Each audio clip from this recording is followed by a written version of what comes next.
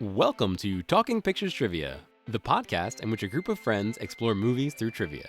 I'm one of these friends, KJ, and with me is... I'm Chris. And Rachel. For those joining us for the first time, we start off each episode with a movie quiz, as these 4 rapid-fire trivia questions will determine who earns today's trivia crown. The first question is worth 1 point, and each question after that is worth 1 more point. Then, we'll follow it up with our famous movie rant, where anything goes. Tom, tell us about today's movie. Logging into Disney Plus in 2022, we would have had to choose between Disenchanted, Hocus Pocus 2, Tom Hanks's Pinocchio, Sneakerella, and today's movie, Chip and Dale Rescue Rangers. KJ will be our questionnaire today. KJ, what is Chip and Dale Rescue Rangers all about? In the Rescue Rangers movie, we mostly follow Dale as he's struggling to kind of recapture his past fame and popularity on the show Rescue Rangers. But we follow this through Dale's friendship with Chip. Chip is an insurance salesman now, so he's kind of have a boring ho-hum life, while Dale is trying to be an influencer on YouTube to get the likes and popularity back, to hopefully get the show back. Very early on, Monterey Jack is taken by Sweet Pete, and the rest of the movie we're following our 2 chipmunks on a adventure to save Monterey Jack. The writers seem to have a love for all things animation, pop culture, 90s, and the movie ends with a perfectly corny joke that would have fit into any Rescue Rangers episode. I did not run these questions by Rachel because that would have given her an advantage. It's time for question 1. What is the name of Dale's new show? Locked In. Locked in.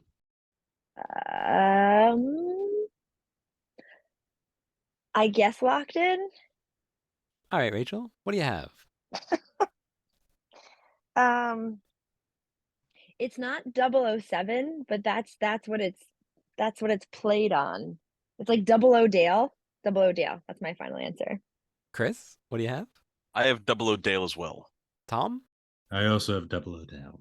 00 Dale. Points for everybody. We'll start with an easy one. I think they're going to get harder because there was a lot of minutia in this movie and a lot of references. So we'll see how we go. It's time for question 2. What is the name of Sonic's show? Locked in.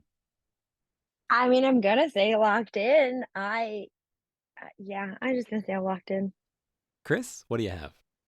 It's Ugly Sonic and the FBI or something to that extent. I think it's Ugly Sonic and the FBI. Rachel? I was just gonna say Ugly Teeth. I don't remember, but I remember the Ugly Teeth. Tom? Ugly Sonic, Uglier Crimes. Yes. Yes. Points to Tom. Taking the lead.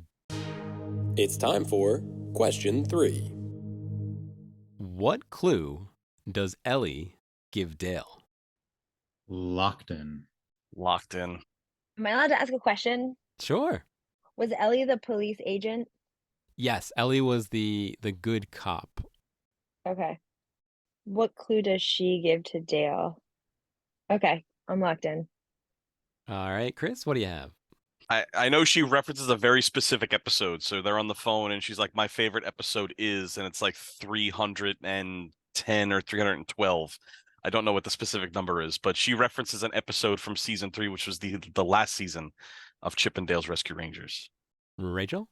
Yeah, exactly what Chris said, that she tells him what her favorite episode is. I thought she said episode 32, and I thought it was something to do with a star was in the name of it. That's my guess. Tom?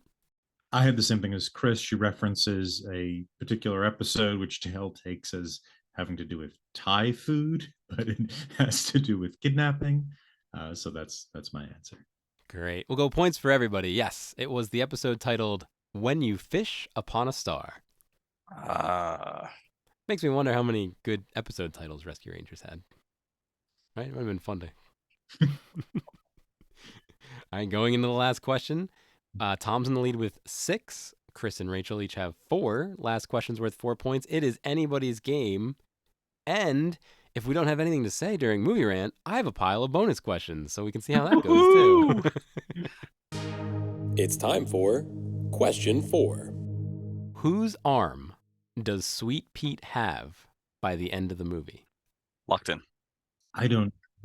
Oh, I got you, Tom. I got you. Yeah, I don't know who's. I can describe it, but I don't know. I didn't know that was a reference to something. I'm gonna lock in and live with that. I'm gonna lock in and say this is unfair because you know that I fell asleep during the second watch of this at the very end. So I didn't watch like the last 15 minutes of it the second time around. So I'm gonna call it unfair, but It would have been much more fair if you rang these questions by you first, too. yes. But again. All right, Tom, what do you have? So it's a cannon arm that shoots these like little talking cannonballs at whomever. Rachel? I was gonna say, I think the character's name is Petey. He's like a Disney character. I'm just going with another Pete. So Petey, the Disney guy. Oh, like the villain in a Mickey, Mm-hmm. like in Christmas Carol, the Mhm. third ghost. Okay. Chris, what do you have? So he's got 2 arms, so I think we should reference both of them. Sure, I would take either one. The right arm is like a Bullet Bill from a Super Mario, although I think it's off-brand Bullet Bill, so it's not actually that. And then the left arm is actually Wreck-It Ralph. There we go. So I'm kind of torn on how to distribute these points, guys, because the hand was the cannon from a Mario type game. One of his arms was absolutely Wreck-It Ralph, and that was the one I had recognized. I had read online the other one was Shredder. Oh. So, like behind the cannon? Yeah, right. The cannon was the hand. Yep. I wouldn't. There's no way I got that, but he actually says, "I'm gonna wreck it" when he lifts up that first beefy hand the first time. That's the reason I knew it was Wreck-It Ralph. So the question is, do we give half points to Tom? I don't know what Wreck-It Ralph is, so Wreck-It Ralph's So- another Disney property, oh, okay. and it's William So- C. Riley. Is that the first name? William? Well, there's a John C. Riley. John C. It's John Reilly. C. Riley, and he's an Yeah. animated like buffoon cartoon character that just breaks stuff, and he's got these big bulbous gorilla arms almost. So that's one of the arms that the Sweet Pea gets there. Sweet Pete. Chris, it's all yours if you want it. I think I'm gonna go I think give half points to Tom. half points. That way we have a tie, and we have to have more questions. There we go. Fair Okay, we're going for bonus. It is 8-8-4. Nick says the bonus questions are always worth enough to let him win. So whatever that adds up to, here we go. I'm so excited if Nick wins this episode. Can Nick be the winner of this episode regardless? Pretty sure Nick is the winner of every episode from here on out, just in perpetuity. I'd like to once again congratulate our winner of the week, Nick. Yay. Can we just get a really bad soundbite of him from a previous episode? Like, yay! Yay! Thanks, guys. I don't know how to humbly accept this. It's time for a bonus question. What does the narrator think is the first thing that pops into your head when you hear Chip and Dale? Locked in. Locked in. Locked in. All right, Chris, what do you have? His name is he's a cabinet maker, but his last name is Chippendale. Rachel? Yeah, I was gonna say furniture maker though. Furniture maker named Chippendale. Tom? Thomas Chippendale, 18th century cabinet maker. Sick cabinet, Thomas. Man, this movie opens up perfectly. Points for everybody.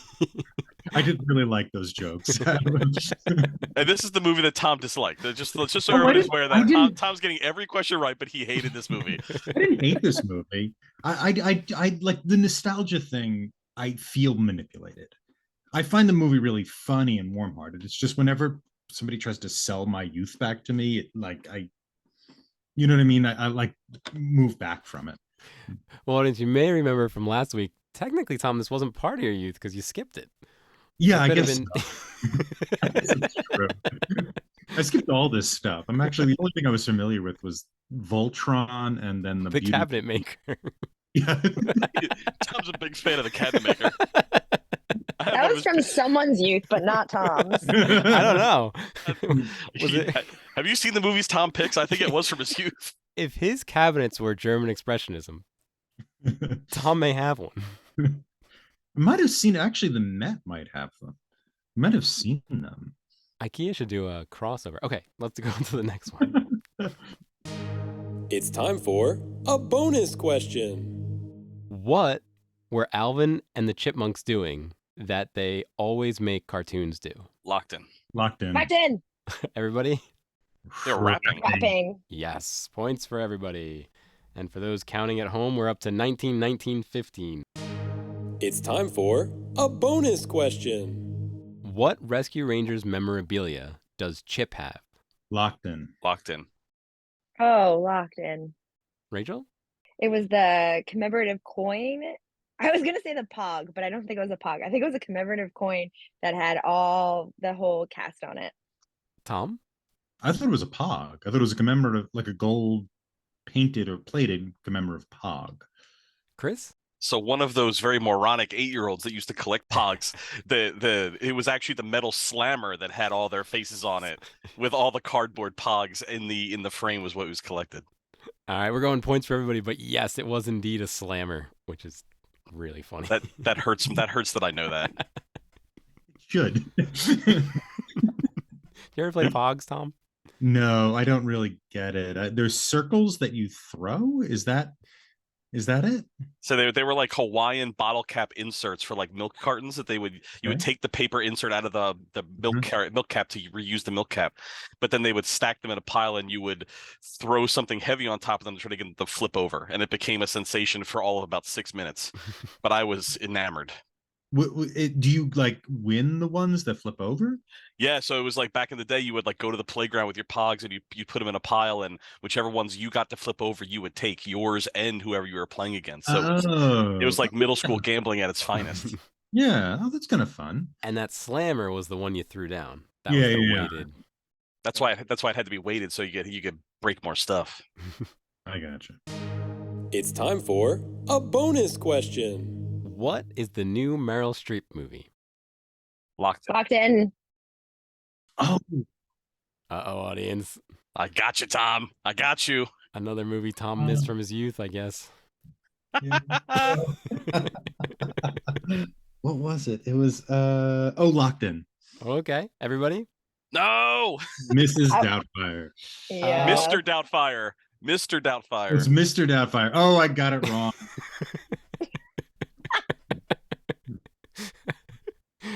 Oh, what do we do? I think I think we keep going. Chris has got it. All right, I'm gonna give it to you, Tom. Mostly because I probably feel bad. Have you ever seen Mrs. Doubtfire? Yeah, I like Mrs. Doubtfire. I saw it in the theaters when I was a child. Oh, Mm-hmm. maybe we should give you the points. That damn nostalgia.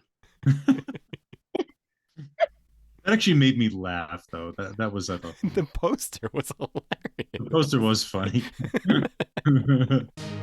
It's time for a bonus question. The girl on Main Street that sells flowers also is allegedly in what business? Locked in. I don't know. I have no idea. I'm gonna say locked in, but I'm not super confident in my answer. All right, let's start with you, Rachel. I was gonna say an underground gambling ring or like game. I was gonna say like tickets to like tune fighting. I had it as Muppet fighting. Yes, Muppet fighting, and then they show you a screen of that in the post credits. Yeah. Ooh, it was a little. All right, Chris, you take the episode. That's 2 in a row. That Congratulations to Nick for winning this week's episode. Yes. Congratulations, Nick. Congratulations, and in celebration of Nick's victory, I have 3 more bonus questions if we just want to run through them before we hop. Before we Yeah. take the break. All right, what does Sweet Pete turn toys into? There's a big versions. Porta potties? Bootleg Yes. versions. Toilets. Oh, toys. Oh. Right. What does Chip sing while cleaning Sweet Pete's toilet? Oh, happy birthday. They threw a Oh, pandemic right. joke into the. God, that was so good. What was Because he it? did I it like remember. really fast. Yep, He happy was like, birthday to happy you. birthday to you. Happy birthday to you. During the pandemic, when you washed your hands, you were supposed to sing "Happy Birthday" to yourself twice. Oh, okay. Oh, see, I So- thought it was a play on like brushing your teeth. Like, because aren't you supposed to sing "Happy Birthday" when you brush your teeth too? Well, And he I was think brushing you the can sing while toilet. you're brushing your teeth. I think I sing you something. Do you guys remember the game Brain Age on the DS? No. Yes, yes. So in Brain Age was this game that was supposed to train your mind, but one of the things it recommends is while you're brushing your teeth, count how many times you do that. And my roommate Bobo tried to do it, but he said when you try to count, you have to go pretty fast, and then you'll start brushing your teeth faster, and then you'll start counting faster, and you never catch up. Like you're always behind. Brain Age destroyed the youth of America. So Chris, I don't know if you could sing. Like I think it would be hard to keep. You'd have to brush your teeth to the rhythm of. And brushing your teeth is 2 minutes. We have a timer.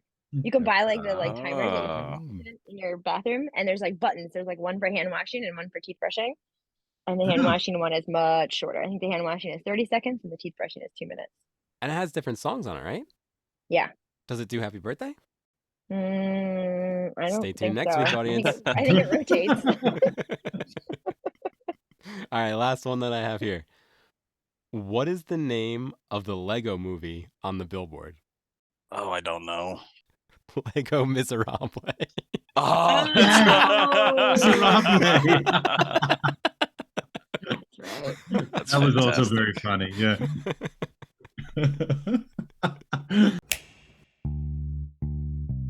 Join another Talking Studios production, Limited Lexicon, where we play through text-based adventure games.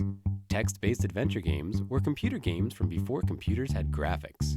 The game uses text to describe a scene, and the player types back how they want to interact with the game.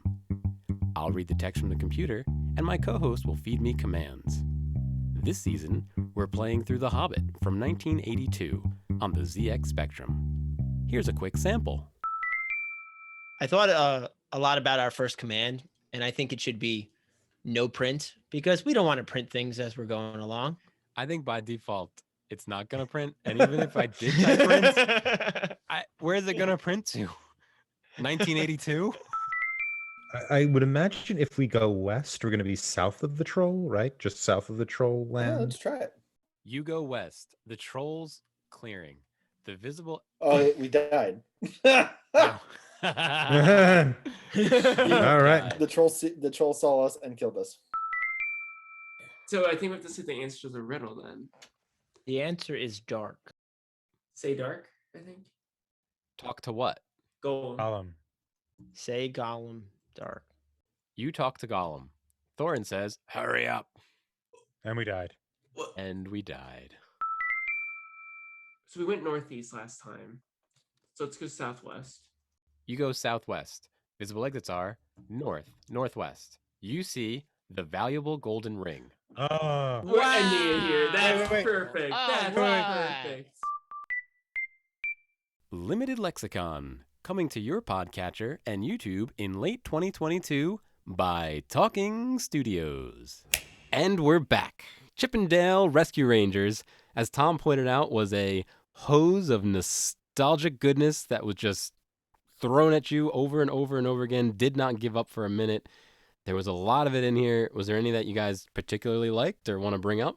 There was just so many. Like when did the Sonic movie come out in relation to this? Because that's like a huge reference is the Sonic the Hedgehog live action film where he's Ugly Sonic. It gets released on the internet. That's what he looks like, and then they completely revamp the movie. Like, what was the timeline with that? I didn't realize it was that topical, honestly. And then what did those negotiations look like? Right? Disney goes to, I'm trying to think who made, was it Paramount? I don't know who made the Sonic movies, but whoever it was, and they're like, hey, we want to use your Sonic in our movie. Oh, well, it's going to cost this much. No, not that one. The original. Like, Let me see. When did the movie come out? Because they've already have a sequel, right? It's yes, there's a Movie Sonic form. too. Yeah, Jim Carrey's in both. Yeah, Sonic was made by Paramount, Was it Paramount? the initial was 2020. Okay, so 2 years. and this came out 22. Okay, so yeah, I guess that would mean that this was like 3 years They had 3 Right. years to make this movie after this whole hubbub, so it was like brand new and fresh in their minds as they were doing it. But it was funny how they kept zooming in on his teeth because it was really, really disturbing to see his human teeth. Tom, are you aware of the Sonic story there? I Okay. I am aware of that. It reminded me of the snakes on a plane thing, where get these effing snakes off my effing plane, which was not in the original movie, but it was brought up online so much when the trailer for Snakes on a Plane was released that they hired Samuel L. Jackson back to make that scene, changing the rating of the movie from PG-13 to R Wow. because the internet prompted it so much, and that seemed to be the case with Ugly Sonic as well. The internet was so mad they spent a bunch of money to remake the movie. Mm-hmm. But What was everybody's favorite nostalgia piece from it? Like, except for Tom, because Tom hated it all. But what was everybody's like favorite piece that they found in there that was like, oh my god, I can't believe they brought that in. That was the best thing ever. maybe Voltron, because I used to play with Voltron toys when I was a kid. I don't know what happened to Voltron. That seems to be a property that isn't around very much. But yeah, that was I remembered that. So there you go. My favorite, I really liked Mr. Doubtfire. That joke hit perfectly. I think I liked the ones that they didn't dwell on. They just in, out. Right, Ugly Sonic was funny, but then he kind of became part of the movie, so he was there a little bit too much. Batman vs. E.T. was pretty fun. I the seeing Paul Abdul and Scat Cat, that was another funny, quick. I liked all the little quick things, and usually these nostalgia trains, they work on me, but not for as long as this movie does. But it worked on me the whole time. I was really surprised to see Paula Abdul that quickly and then never see her from again. That was like, what did she get paid to do that? Like she got a daily rate to do that? I liked early on Flounder, when Flounder gets kidnapped and he has the fork and he's offering it to them. And I think he says, I think the exact line is, "Isn't this neat?" It's a line pulled right from Little Mermaid, but I thought that was pretty creative. I really like anything with Skeletor and He-Man as they're bickering back and forth with each other. So I really liked when Chip and Dale run across their feet and He-Man acts very scared from it, and Skeletor gives him a little quip for it. Those are always the new Skeletor memes and stuff like that. That's right up my wheelhouse. So that was my favorite.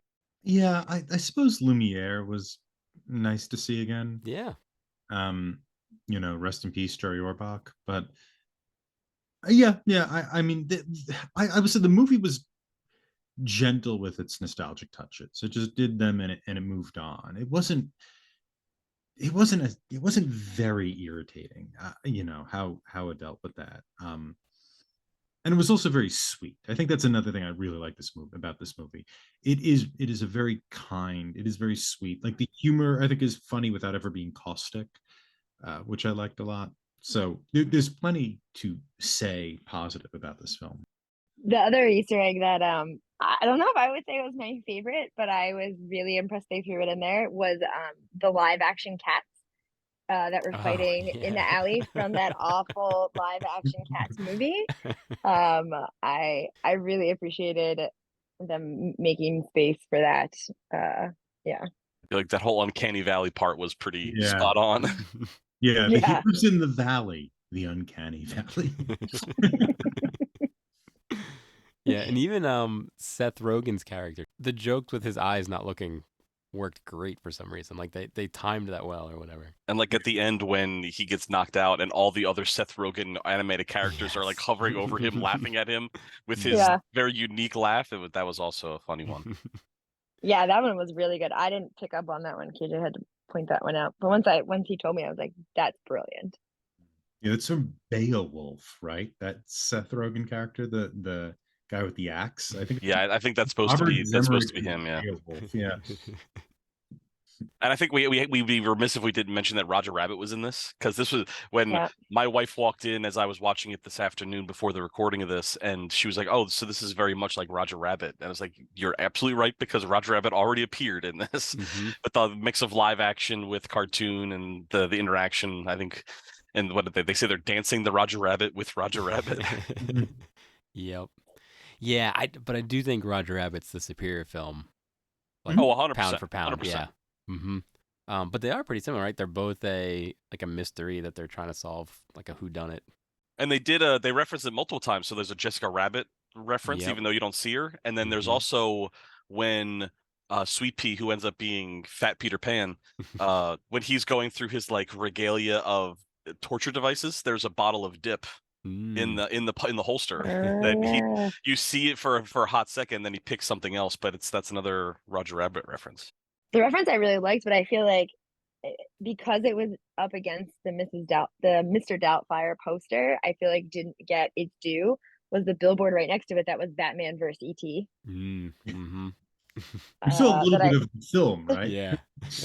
Yeah. E.T. loves Batman.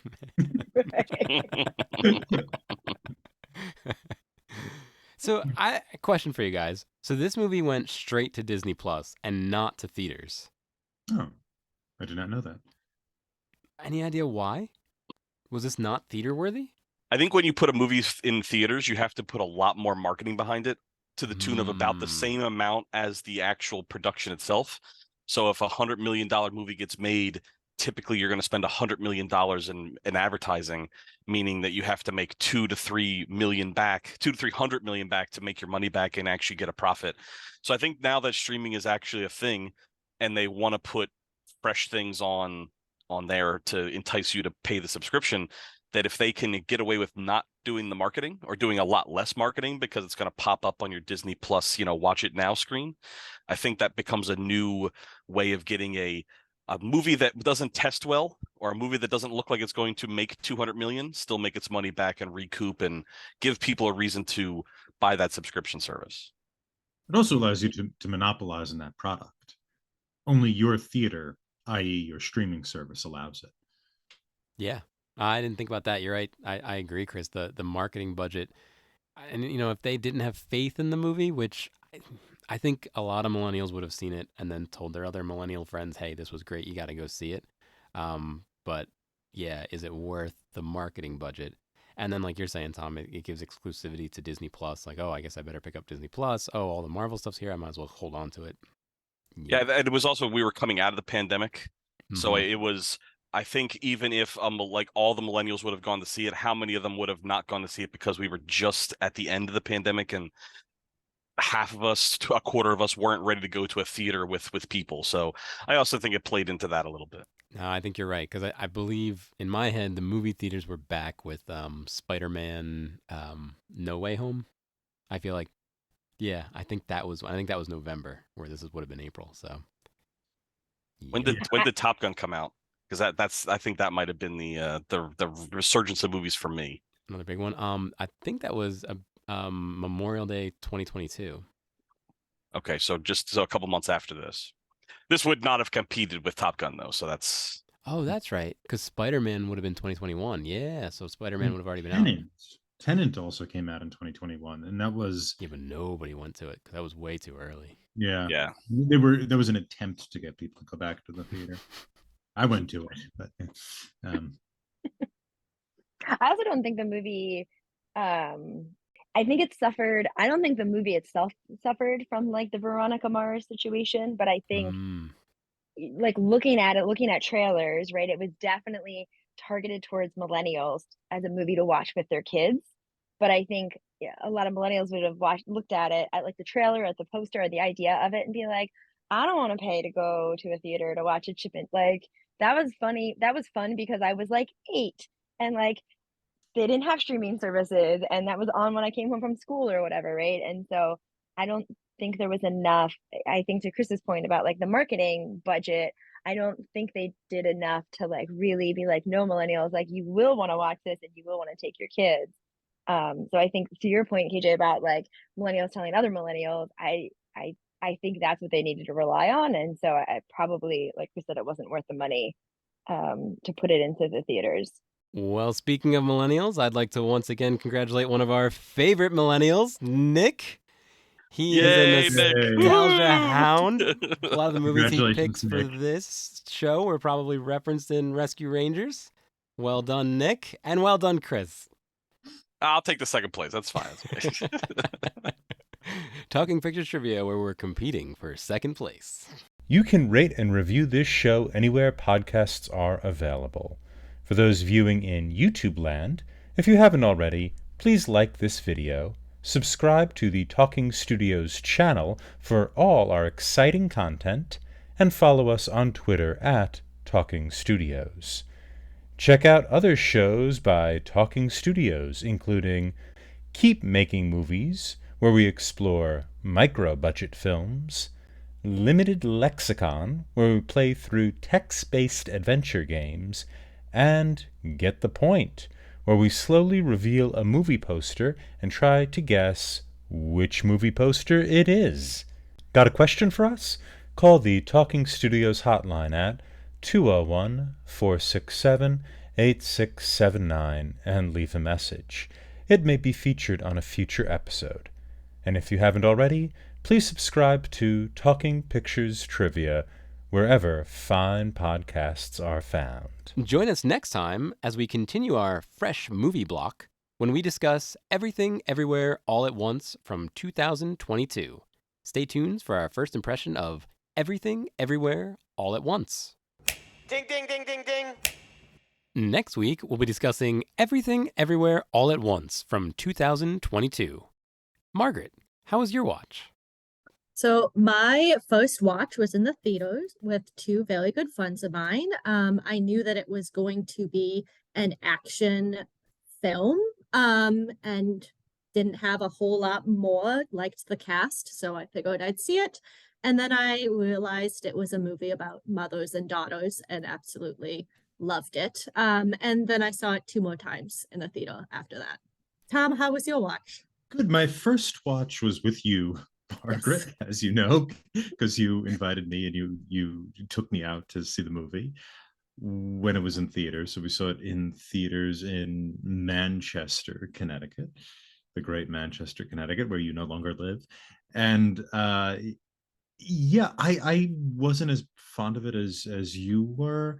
I rewatched it now on my computer, and I think I stand by those criticisms for what they're worth, but I find the sort of the sort of joyful communeness of it to be very appealing, and I think that it is a clever way of sort of getting at that kind of myth of Sisyphus thing, using this multiverse.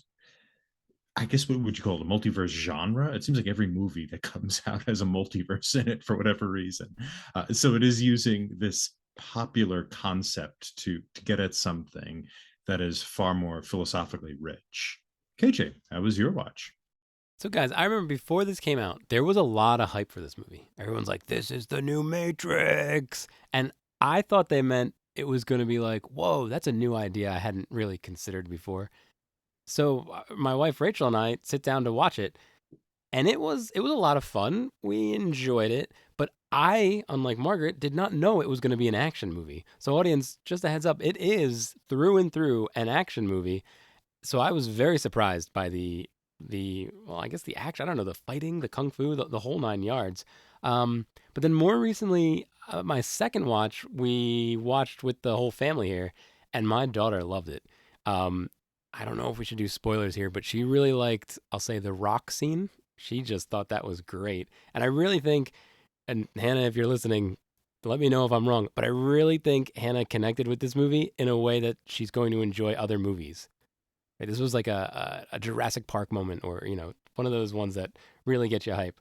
And then this watch was good too. I you know, Margaret said a lot of this is about the family, and I think every watch I realize more and more the connection that the family has with each other is really what makes this movie fun. Everything Everywhere All at Once is available on Paramount Plus at the time of this recording. Wow, Talking Studios,